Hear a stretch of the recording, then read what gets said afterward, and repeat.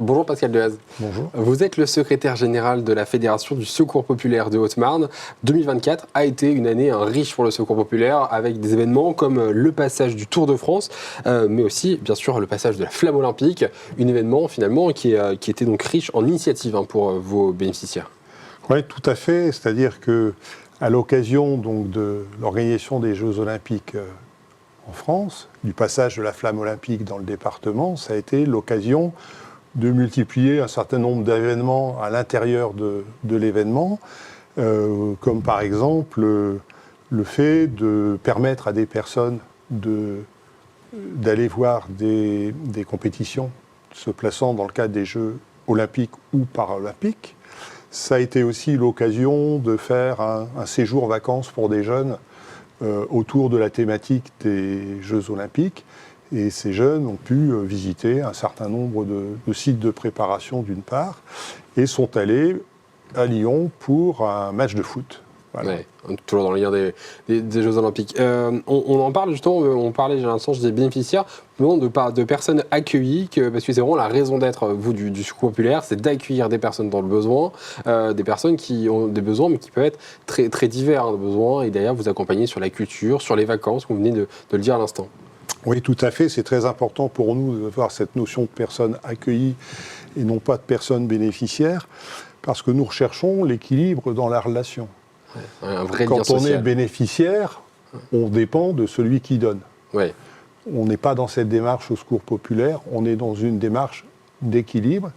Et par exemple, lorsqu'on organise un événement, on demande aux personnes qui vont s'inscrire à cet événement, symboliquement, de participer à la solidarité du Secours Populaire. Alors ça peut être 2 €, hein, c'est rien. Que ce soit gagnant-gagnant. Mais voilà, la relation est équilibrée. J'aurais tendance à dire, je te donne, tu me donnes. Avec l'inflation et le contexte économique difficile qu'on connaît en ce moment, est-ce que vous avez constaté une augmentation pour vous du nombre de personnes justement accueillies dans les antennes que vous avez sur le département de la Haute-Marne ?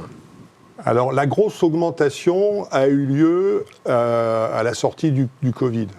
Ouais. Pas tout de suite à la sortie, mais 2021, 2022, ça a explosé. C'est 25-30% de personnes en plus. 30% à l'heure où les personnes avaient cette rupture de lien social sur à long terme. Absolument. Et un besoin de revenir peut-être effectivement sur une relation. En 2023, on est resté à peu près stable. Et en 2024, sur la fin de l'année 2024, ça repart à la hausse. Vous ressentez une hausse. Voilà. Comment, du coup, vous arrivez, vous, Secours Populaire, du coup, à répondre finalement à cette demande constante ? On le rappelle, hein, vous êtes une association, vous dépendez aussi de bénévoles. Comment vous arrivez à monter justement toutes ces actions pour venir en aide ? Eh bien, vous l'avez cité, il faut des bénévoles. Une association sans bénévoles n'existe pas. Bien sûr, ouais. Et, j'allais dire, on n'en a jamais assez de bénévoles.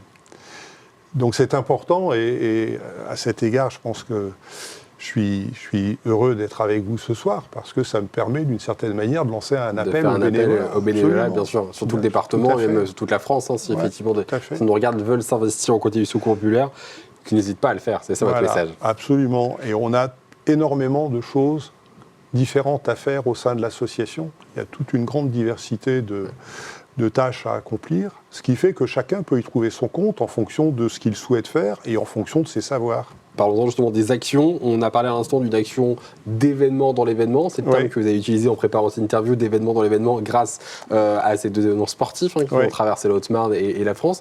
Mais vous organisez également toute l'année et depuis toujours des actions pour permettre aux jeunes et aux moins jeunes d'accéder au sport, à la culture, aux vacances. Vous l'avez cité un petit peu. Vous pouvez nous en dire un peu plus sur ces projets que vous voulez d'ailleurs des fois même intensifier ou réorganiser ? Oui, tout à fait. Alors, nous sommes une association.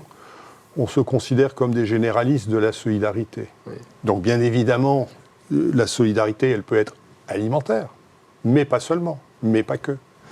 Vous citez les vacances, il y a encore énormément de jeunes qui n'ont pas la possibilité d'aller en vacances. Les oubliés des vacances. Les oubliés des vacances. C'est la raison pour laquelle, chaque année, nous organisons la journée des oubliés des vacances.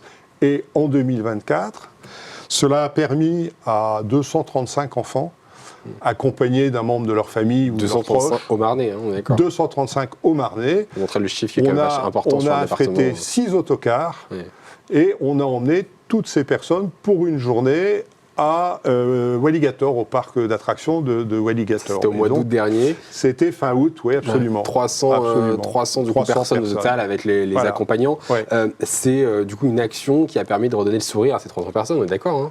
Ah ben on n'a que des sourires, c'est le but premier, on n'a que des yeux qui brillent. Ouais. Que des yeux qui brillent. Ouais, des gens qui sont oubliés, c'est le terme que vous utilisez, hein, oubliés des vacances. Et vous venez mettre une action là-dessus, justement, autour des soutiens qu'on peut penser matériels ou effectivement alimentaires. Il y a aussi ça. C'est important, les vacances. Alors, il y a d'autres types d'actions qui concernent les vacances, comme par exemple des aides dans le domaine de l'organisation de vacances familiales, des aides sous forme de chèques de vacances, ou des séjours pour les seniors. Mais c'est important, les vacances, parce que d'abord, en termes d'intégration sociale et d'échange entre les personnes, s'ouvrir aux autres. On l'a dit à l'instant, tout repose sur un des piliers qui est celui du bénévolat, un deuxième pilier qui est aussi finalement celui du don aussi, celui du don national mais aussi local, des personnes qui peuvent donner aussi bien matériel que financier pour accompagner dans l'action. Bien sûr, c'est extrêmement important que nous puissions bénéficier de dons, ça fait partie, c'est un des piliers de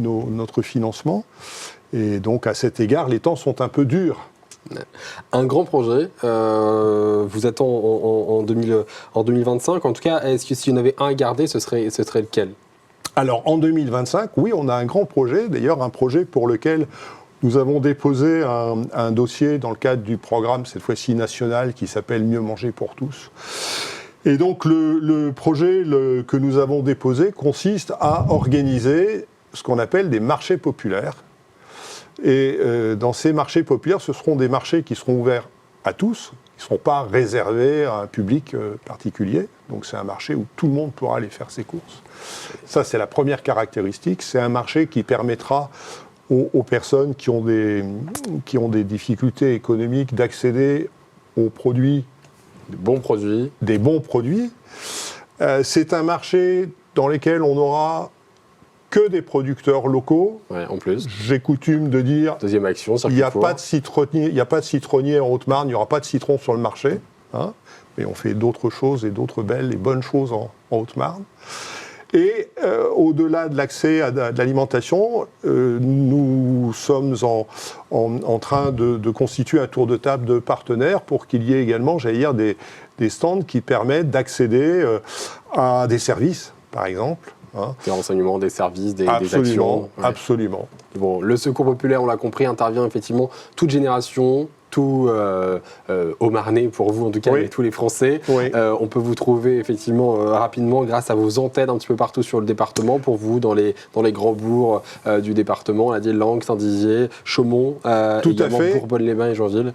Et donc c'est effectivement là où on peut venir chercher votre aide. Merci beaucoup d'avoir été notre invité aujourd'hui, Pascal Dehaze. Moi qui vous remercie. On rappelle secrétaire général de la Fédération du Secours populaire en Haute-Marne.